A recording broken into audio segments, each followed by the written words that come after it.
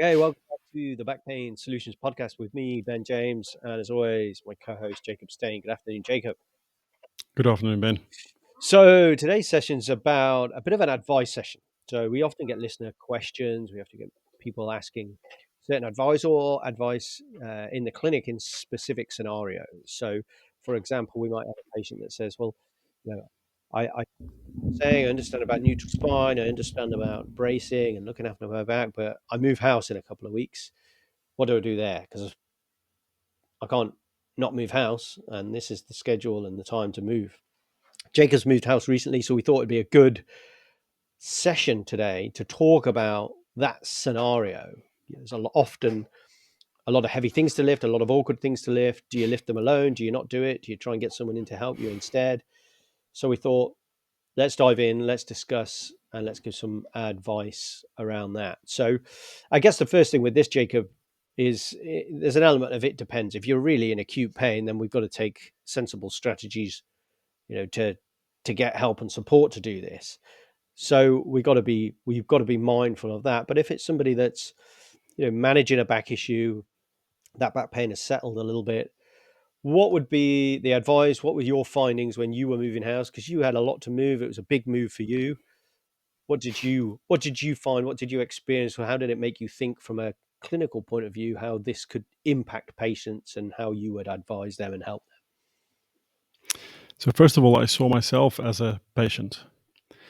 I was a patient many years ago with my back, as you know, Ben. So I do go to the gym. I lift heavy. I do functional exercises, but I always remain conscious of my back because I simply don't want to get injured again, and I have a physical job as a chiropractor. So and for other reasons as well, I want to keep my back healthy.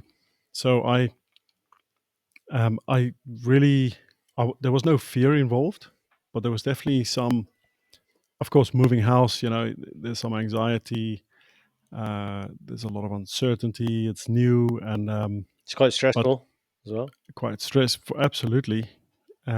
But on top of that, I wanted to make sure that I come out not too broken, if you know what I mean. Yeah. I didn't hire a company to do it for me. So first of all, I saw myself as someone that has to be very uh, mindful of how I'm going to take on the whole process. Yeah. And so I had 2 weeks, uh, uh, 2 weeks holiday that I planned, and in the middle of those 2 weeks, that weekend was the moving days. I moved on a Saturday, Sunday, and we had a big van, and we had a trailer, a long trailer behind the van. But I'm going to break it down into the preparation before the move, the actual move, and after the move. Okay.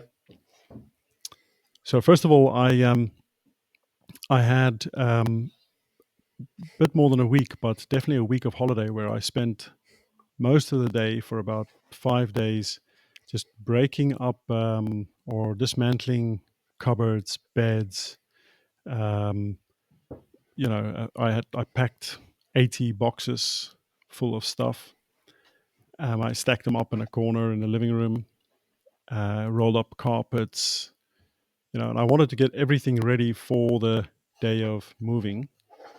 And I thought of, okay, how can I make it as light as possible, as easy as possible?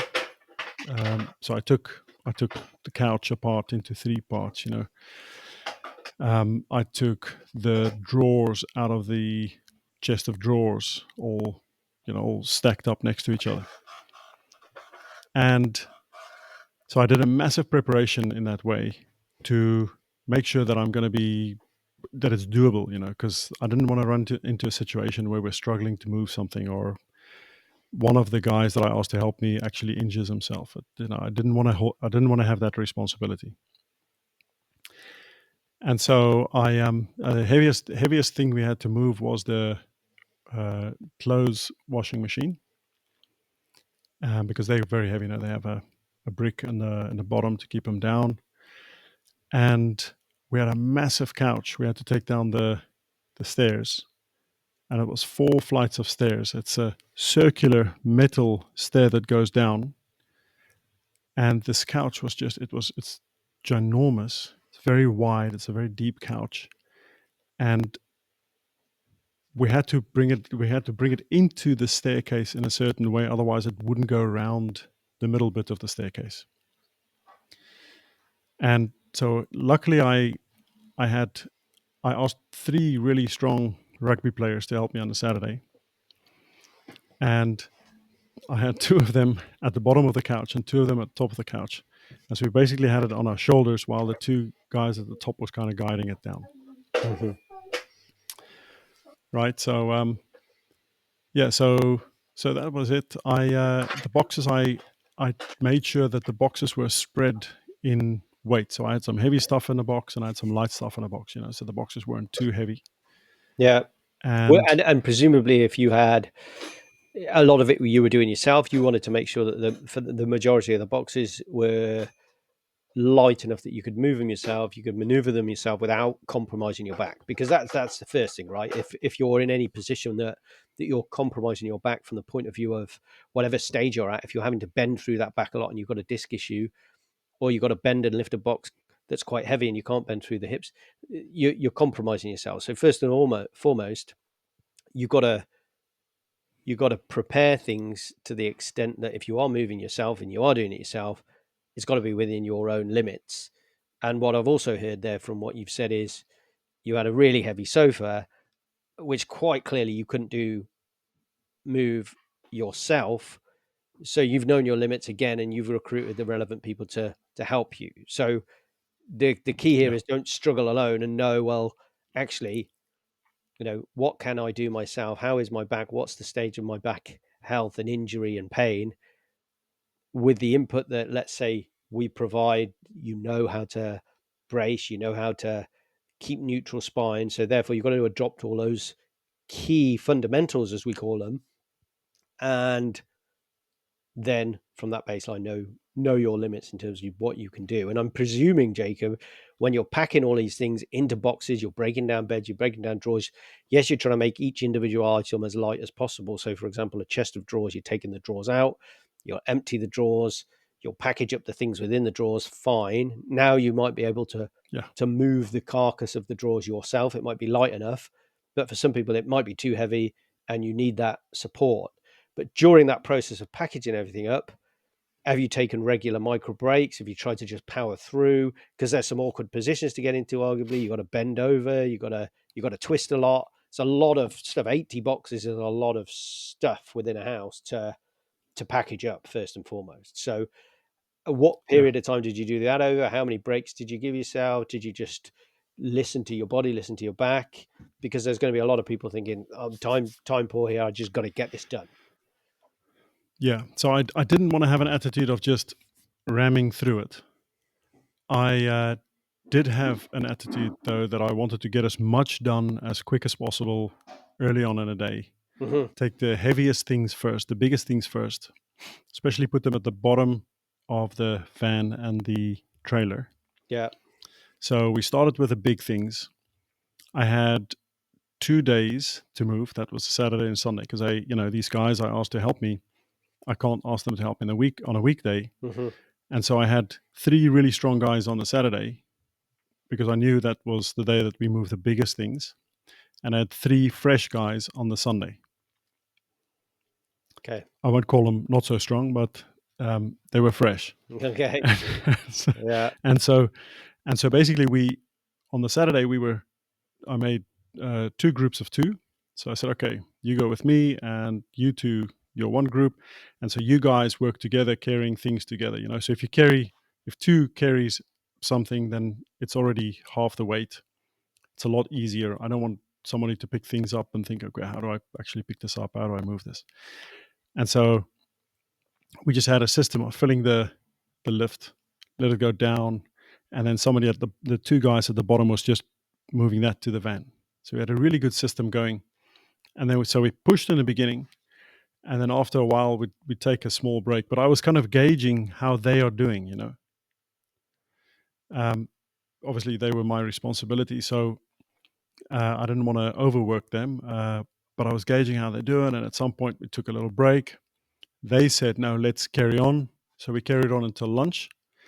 I made sure we had really good food, like proper food, so I could really give these guys energy for the second run. And so yeah, so I think that was it. I just the first week I really took my time getting everything broken down into bits. Made sure I stacked it up. I had the smaller things at the back, the heaviest big things at the front. So they were already, they didn't have to walk over things to get the big things and get the big things out. Um, and then we got to the actual 2 days of moving. So the Saturday, I would say the Saturday, I was fresh. It was a big day. I was kind of waking up thinking, "Whoa, the day has come." So I was mentally preparing myself for that, and didn't sleep too well the Friday night because I knew tomorrow, things have to be ready, and hopefully the van's there and the trailer, and so guys arrived and we started, and I was really paying attention to the way I was lifting things. Hmm. And if I saw somebody, or somebody was lifting something and it didn't look good, I say, "Hey, hold on, let somebody help you," with that. Like a big table or a tabletop, wooden tabletop, something like that. And but I was really kind of taking care of the way I was doing things. I was really trying not to go through my back picking things up. I was just trying to use a good bending movement from my hips. That was my main concern. And when I would, because there's loads of boxes, picking up boxes, I'd really do a kind of squat movement, brace every time, and that wasn't so difficult for me because it's really part of the way I move. It's in my system. Yeah. Yeah. I just had to stay a little bit focused, and I felt great. At the end of the Saturday, I was broken. So it was just because of all the work. Everything went really well. Slept that night, woke up Sunday morning. It was about 30 degrees as well because it was in the middle of the summer. And I noticed my back and my body was really sore, in a good way, but Yeah. sore. You felt it. And it's like you've played a football or a rugby match, and next day you have to play another one. Yeah. Okay. Because the next day was really a day that I should have rested and recovered, but I had a complete new run. Sure.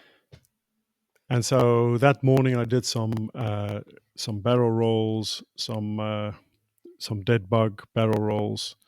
I did some side thrusts, Prone side laying hip lying. thrust. Yeah, no, I didn't do not so much prone lying, just more activating my core. I did prone lying a lot in the first week when I was getting stuff ready and packing stuff because there's a lot of work on my knees and so on. And prone lying is always my relaxation strategy. Okay.